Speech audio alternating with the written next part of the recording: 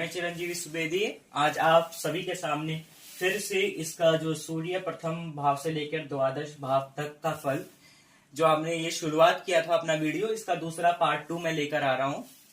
तो आज हम देखेंगे कि सूर्य 7वें घर में, अष्टम घर, 8वें घर में, 9वें घर में, 10वें, 11वें और 12वें घर में कैसा फल देता है।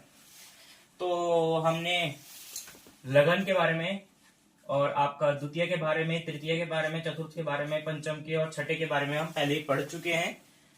और 7वें घर के बारे से आज हम शुरू करते हैं। तो इसमें जो चमत्कार चिंतामणि में और लिखा गया है 7वें घर के बारे में, इसमें बताया जाता है द्युनाथो यदा द्युन जातो नरस्य प्रियता पनम पिंड पीणा च चिंता भवे तुच्छ लब्धि क्रय विक्रय प्रतिस्पर्धया नैति निद्रा कदाचित। इसमें कहने का अर्थ होता है जिस मनुष्य के 7वें घर में सूर्य होता है, चाहे वो स्त्री के कुंडली में हो चाहे वो पुरुष के कुंडली में हो, तो वह मनुष्य अपनी स्त्री से, या कोई स्त्री की कुंडली रहता है, वह अपनी पुरुष से सदैव चिंतित होता है। हमेशा उसकी पत्नी या उसका पति उसे हमेशा परेशान करते रहता है। उसका शरीर भी काफी पीड़ित होता है, क्योंकि यहाँ सूर्य अच्छा फल नहीं देता, ज्यादातर डाइवोर्स के केसेस बनाता है सूर्य 7वें घर में बैठते हुए। उसका मन भी सदैव चिंतित रहता है और वह कोई भी व्यापार अगर आज खोलता है तो इतनी प्रतिस्पर्धा होती है कि अगले दिन ही उसका कोई शत्रु उससे भी अच्छा कोई व्यापार खोल देता है। जैसे आज उसने कपड़े की दुकान खोली है, तो उससे भी अच्छा कुछ दिनों बाद उसका कोई शत्रु उससे भी अच्छी कोई दुकान खोल देगा कपड़े की, जिसके कारण उसके पास ग्राहक ना आकर अब दूसरे के पास आएंगे। तो ये सूर्य का फल यही होता है। और प्रतिस्पर्धा के कारण वो मनुष्य हमेशा चिढ़ता रहता है, ईर्ष्यालु स्वभाव का होता है और उसे निद्रा भी नहीं आती। इसमें कहा भी है प्रतिस्पर्धा नैति निद्रा कदाचित। प्रतिस्पर्धा के कारण उस मनुष्य को कभी भी नींद, चैन की नींद नहीं आती। तो हमने सूर्य के 7वें घर के बारे में हमने पढ़ लिया। अब हम आते हैं सूर्य का अष्टम भाव क्या होता है। तो ये श्लोक है क्रियालम पष्टम त्वष्टमे कष्टभाजम विदेशी अदारान भवेदाप्य वस्तु बशु क्षीणता दास्यतो वा विलंपाद्विपद गुह्यताम बानुग्रम विदत्ते। कहने का अर्थ है अगर आपका सूर्य अष्टम भाव में है तो ये क्या करता है कि वह हमेशा कार्य करने में तत्पर रहता है। कोई भी कार्य उसके मन में आ गया तो चाहे वो लड़के करे चाहे उसको ध्यान लगा के करे, वो करने में तत्पर ही रहेगा। और वह थोड़ा कष्ट को भोगता रहता है, वो सदैव कोई कष्ट को भोगता रहता है। और उसकी विदेशी और नारियों द्वारा संपर्क काफी बना रहता है। अगर वो स्त्री है तो उसके विदेशी और पुरुषों द्वारा ज्यादा संपर्क बना रहेगा। ये सूर्य अष्टम भाव में फल देता है। इससे और भी होता है कि वह मनुष्य नशा, निष्कृष्ट आदि पदार्थों का व्यापार अत्यधिक करता है और उससे सेवन करने में भी वो कार्य में काफी अच्छा लगता है। मतलब वो नशा, निष्कृष्ट पदार्थों का ज्यादातर सेवन करता है। उसका धन या तो चोरी के द्वारा नष्ट हो जाता है या प्रमादवश नष्ट हो जाता है, कि वह ज्यादा उन्माद में आ जाता है, ज्यादा अपने आप को कॉन्फिडेंट समझने लग जाता है। ओवर कॉन्फिडेंस के कारण उसका धन नष्ट हो जाता है। तो इस सूर्य के हमने अष्टम भाव के भी फल के बारे में हमने पता लगा लिया। अब हम चलते हैं सूर्य के 9वें घर की तरफ। इसमें बोला जाता है दिवानायको दुष्टता कोणयाते न ताप्नोति चिंता विरामस्य चेत तपश्चर्यया निक्षयापि प्रयाति त्रिया तुंगताम सप्यते सोदरेण। कहने का अर्थ इसमें ये है कि जिसका 9वें घर में सूर्य होता है तो वह मनुष्य थोड़ा कपटी और दुष्ट स्वभाव का होता है। वह किसी के हित के लिए नहीं सोचता और उसका मन भी सदैव चिंतित होता है। वह किसी को किस तरीके से, अपने शत्रु को किस तरीके से नीचे गिराया जाए। अगर किसी इंसान की कुंडली में 9वें घर में सूर्य होता है, वह स्वयं के भाई कुटुंबों को भी ऐसा सोचने लग जाता है कि इनको नीचे कैसे गिराया जाए। ये सूर्य का 9वें घर का ज्यादातर फल होता है। अनिच्छा से कठिन कार्य करता है। वो कोई भी पूजा कर रहा होता है, कोई भी कठिन कार्य कर रहा होता है तो उसके मन से इच्छा नहीं होती।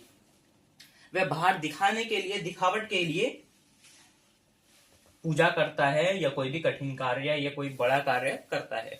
और वह अपने सगे भाई से ही हमेशा पीड़ित रहता है।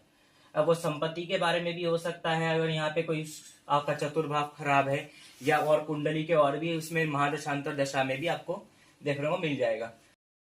अब हम सूर्य के दशम भाव की ओर देखते हैं कि सूर्य दशम भाव में जो है क्या फल देता है। तो इसका एक श्लोक है प्रियातो अंशुमान यशमेषु नरस्य श्रम सिद्धितो राजतुल्यो नरस्य जनन्नास्तथा यातनामा तनोति क्रम संलभे द्वैभ्री प्रयोग।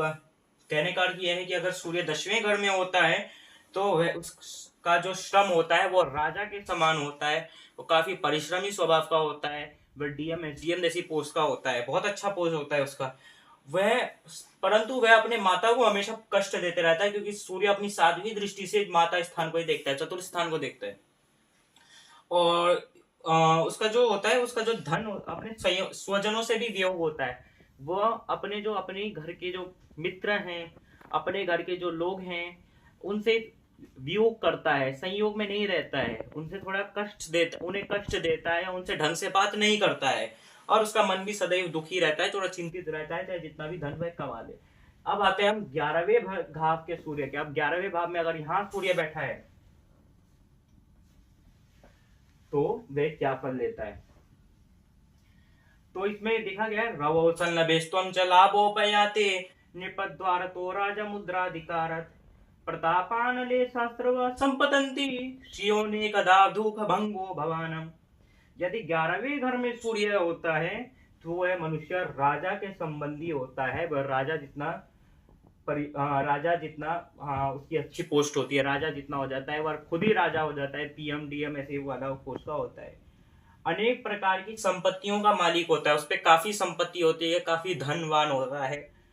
वो अपने शत्रुओं का नष्ट कर देता है, मतलब उसके शत्रु होते ही नहीं है, चाहे लाखों अनंत शत्रु भी आए वह उन सभी शत्रुओं का नाश कर देता है।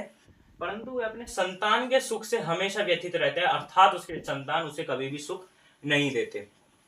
यहाँ सूर्य अगर बृहस्पति के साथ बैठता है, बुध के साथ बैठता है, शुक्र के साथ बैठता है तो ये और अच्छा फल देता है, क्योंकि यहाँ ये जो सूर्य है ये लाभ भाव का बैठता है। यहाँ से आपके कणों तक और आपके जो सोना चांदी हीरे जेवर इनका सुख भी यहाँ से देखा जाता है। आपका 11वें भाव से किसी से लाभ होना तो अकस्मात लाभ होना भी इसकी कुंडली के अनुसार ये बनता है।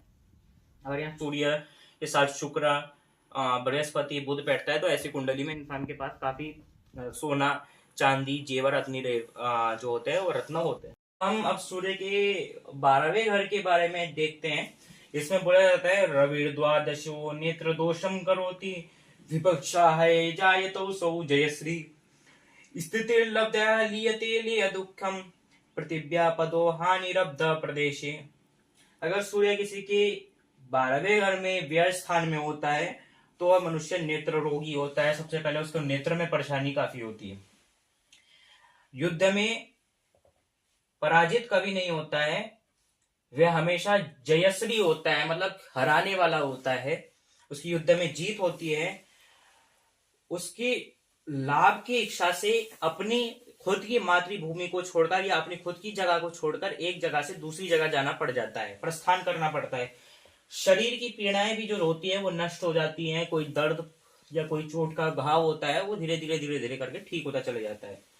चाचाओं की ओर से विपत्तियां आती हैं। ऐसी इंसानी कुंडली में ज्यादातर चाचा ही उसके शत्रु होते हैं। और जो होता है मार्ग में धन की क्षति होती है, मतलब वो कहीं जा रखा है, उसकी कोई चोर ने जो है उसका जो पर्स है या उसका जो वॉलेट है वो चुरा दिया, या उसका बेफालतू में धन कहीं व्यय हो गया, ऐसा ये 12वें घर का सूर्य बताता है। तो आज हमने सूर्य के 7वें घर से लेके 12वें घर तक का हमने पूरा अध्ययन किया। अब हमें सारा पता भी लग गया सूर्य प्रथम भाव से लेके द्वादश भाव तक का क्या फल देता है। अगर आपको मेरी ये पूरी वीडियो अच्छी लगती है तो आप इसे लाइक शेयर सब्सक्राइब जरूर करें। Thank you.